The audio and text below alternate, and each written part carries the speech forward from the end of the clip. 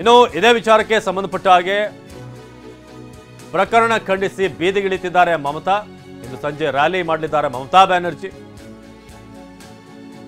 ಯಾರು ಈ ಕೃತ್ಯವನ್ನು ಎಸಗಿದ್ದಾರೆ ಅವರಿಗೆ ಮರಣದಂಡನೆ ವಿಧಿಸುವಂತೆ ಪಶ್ಚಿಮ ಬಂಗಾಳ ಸಿಎಂ ಒತ್ತಾಯ ಮಾಡ್ತಿದ್ದಾರೆ.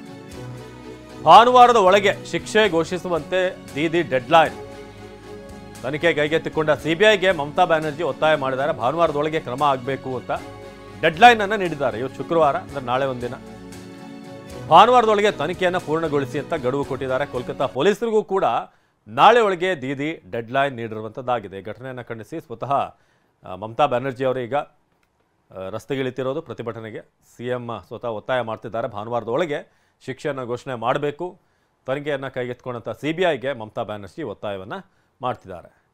ಇನ್ನು ಭಾನುವಾರದೊಳಗೆ ತನಿಖೆಯನ್ನು ಪೂರ್ಣಗೊಳಿಸಿ ಆದಷ್ಟು ಬೇಗ ಏನು ಈ ಅನ್ಯಾಯ ಆಗಿದೆ ಅದಕ್ಕೆ ನ್ಯಾಯ ದೊರಕಿಸುವಂಥ ಕೆಲಸ ಆಗಬೇಕು. ಯಾಕಂದರೆ ಆಕ್ರೋಶ ಅಷ್ಟು ಮಟ್ಟಿಗಿದೆ.